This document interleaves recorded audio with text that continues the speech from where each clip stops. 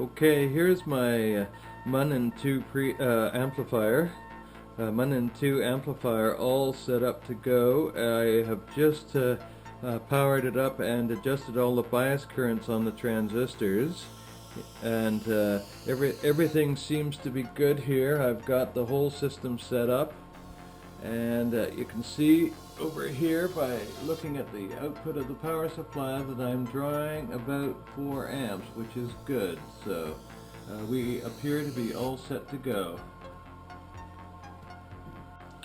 Okay, here is my Munin2 power amplifier all set up and ready to go. I'm got it hooked up with a very good signal generator, a 8640B signal generator, using it as my signal source. It'll go up to about 20 dBm, and I've got that connected all the way to the input of the amplifier right here, and I've got the output running through a bird watt meter right here, and from there we run into a 30 dB power attenuator, this puppy right here, and finally we're running it into this spectrum analyzer right here, the HP8558B, so we can check the spectral purity of the output. And I'm running the whole thing with this Astron power supply right here, something that will give me up to 20 amps, so I can use it with the power amplifier.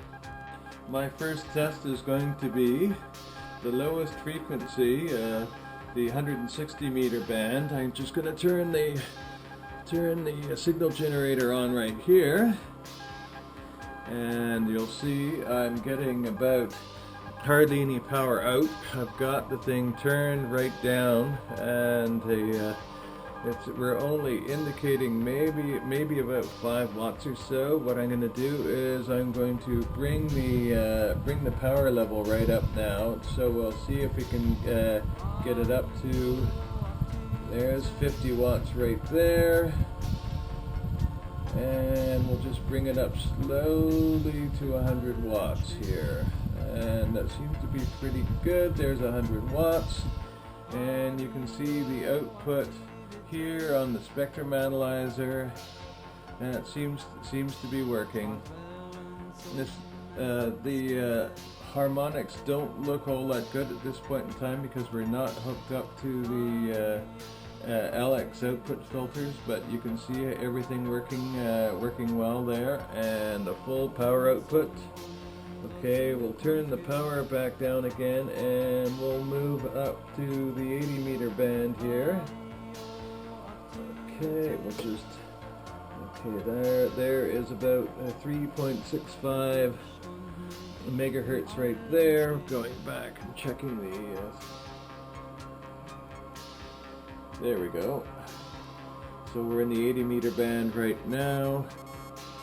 I'll just pan everything back here to the power output on the bird watt meter, and we'll just crank it up to, there's 50 again, and we're back at 100 watts. And you can see here on the spectrum analyzer how well that's working out.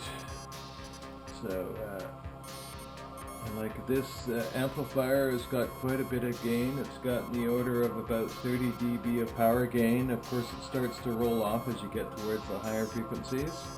Okay, we'll turn everything back down now, and we'll move up to the 40 meter band. Okay, so we'll just crank the frequency down a bit here to about 7.1 megahertz right here. So we'll just bring it back, and we'll look at the power meter here.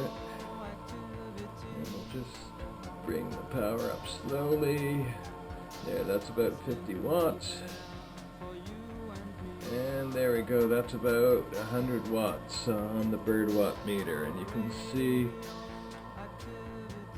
the output on the spectrum analyzer.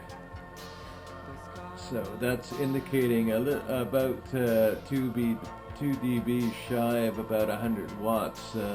That corresponds, that line there on the top corresponds to about 100 watts, and it's just below that. So just bring it back, just crank the power down here, and we'll move up to the 40 meter band.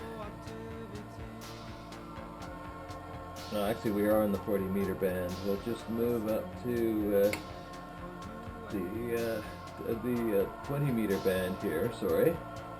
And that is, okay, we've got about 14.1 megahertz here. And we'll just move back to the watt meter and just bring up the power slowly. There's about 50 watts. And there we go, that's 100 watts right there. You can see the output of the spectrum analyzer, and you can see at this point we're drawing about 18 amps off of the power supply, which is looking pretty good. And we'll just bring it back, bring the power back again, and we'll go up to 15 meter band. Just crank it down to about 21 megahertz here. There we go.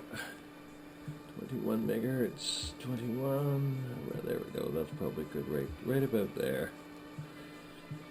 And we'll just move it back to the output. Here, the watt meter. Bring the power up. Yeah, that's about 50 watts. And there's 100 watts right there. And you can see the output on the spectrum analyzer. And we're drawing about only about 16 amps right there. So we seem to be getting into a sweet spot here of the amplifier. It's getting a bit more efficient. Okay, well now we'll just increase the frequency so we're in the 10 meter band here. Okay. Oh, we just went past it here. Let's see. That's right about there is good.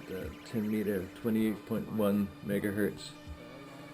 And okay. Okay, okay, there we go. That is indicating a little bit low there.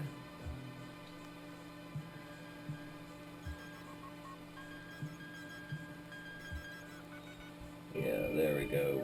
Now we've got to the point where this spectrum analyzer won't do any more than about 100 milliwatts. So we're just shy of 100 watts here. We're more like at about 75 watts. So it's still running pretty good. There's the output on the spectrum analyzer.